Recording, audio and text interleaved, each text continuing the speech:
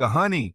बेटे का बड़ा दिल। मम्मी, मम्मी, मैं उस बुढ़िया के साथ स्कूल नहीं जाऊंगा, न ही उसके साथ वापस आऊंगा। मेरे 10 साल के बेटे ने गुस्से से अपना स्कूल बैग फेंकते हुए यह कहा। उसकी बात सुनकर मैं चौंक गई। यह क्या कह रहा है? अपनी दादी को बुढ़िया क्यों कह रहा है?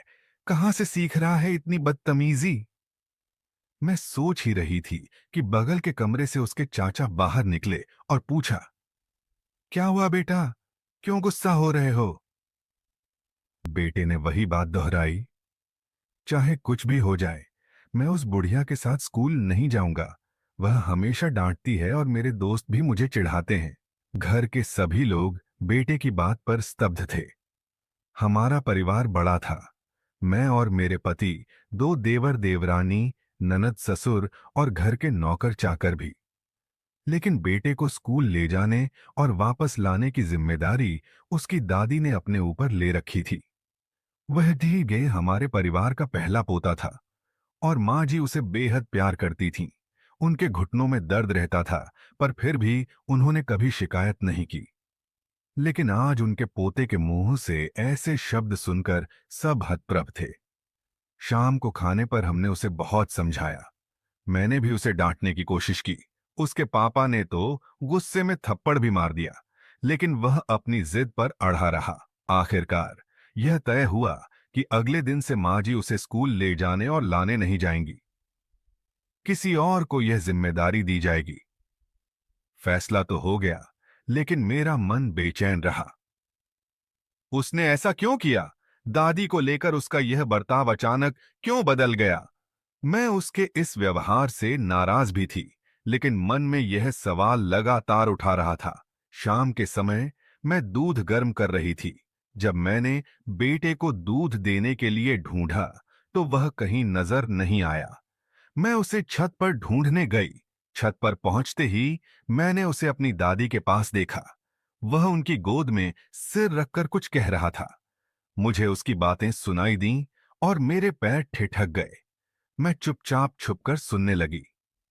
वह कह रहा था, दादी, मुझे पता है कि मम्मी मुझसे नाराज हैं, लेकिन मैं क्या करता? इतनी गर्मी में भी वे लोग आपको मुझे स्कूल लाने और ले जाने भेज देते थे। मुझे मालूम है कि आपके पैरों में कितना दर्द होता है।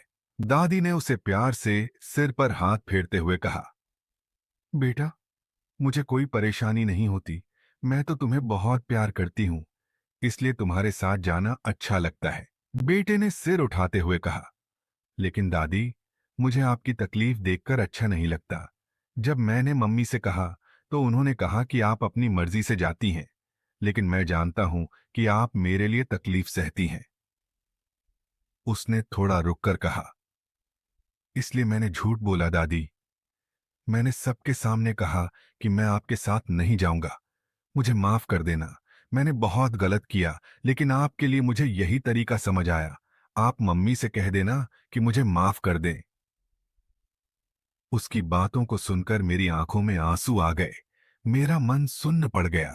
मैं सोचने लगी, मेरे बेटे ने झूठ बोला, लेकिन इसके पीछे उसका कितना बड़ा दिल था। उसने अपनी दादी की तकलीफ कम करने के लिए यह सब किया। मैं तुरंत दौड़कर गई और उसे गले लगा लिया। उसकी आंखों में आंसू थे और मेरा मन गर्व से भर गया। मैंने उसे प्यार से कहा, नहीं बेटे, तुमने कुछ गलत नहीं किया। तुमने जो किया वह तुम्हारे बड़े दिल और दादी के प्रति सच्चे प्रेम का प्रमाण है। मैं तुमसे नाराज नहीं हूं, बल्कि मुझे तुम पर गर्व है। दादी ने भी उसे गले लगाया और कहा, तू तो मेरा सबसे प्यारा पोता है। भगवान तुझे हमेशा खुश रखें। इस कहानी से हमें यह सीख मिलती है कि झूठ बोलना गलत है, लेकिन जब इसके पीछे का कारण निस्वार्थ प्रेम और चिंता हो, तो इसे समझा जा जी जाना चाहिए। बच्चे भले ही छोटे हों, लेकिन उनके दिल में अपनों के लिए बड़ी संवेदनाएं और प्यार होता है। परिवार तभी मजबूत रहता है जब हर सदस्य एक दूसरे की परवाह करता है। बेटे के इस छोटे से कदम ने यह साबित कर दिया कि सच्चा प्यार और चिंता उम्र से नहीं, भावना से मापा जाता है। यह कहानी हमें रिश्तों की गहराई और आपसी समझ के महत्व को याद दिलाती है। बच्चों के छोटे छोटे कार्य कभी कभी हमें जीवन के बड़े पाठ सिखा जाते हैं। अगर आपको हमारी जानकारी पसंद आई हो तो अपने मित्रों और परिवारजनों को शेयर करें तथा हमारे YouTube चैनल स्टोरी स्टूडियो 2024 को सब्सक्राइब करें। धन्यवाद।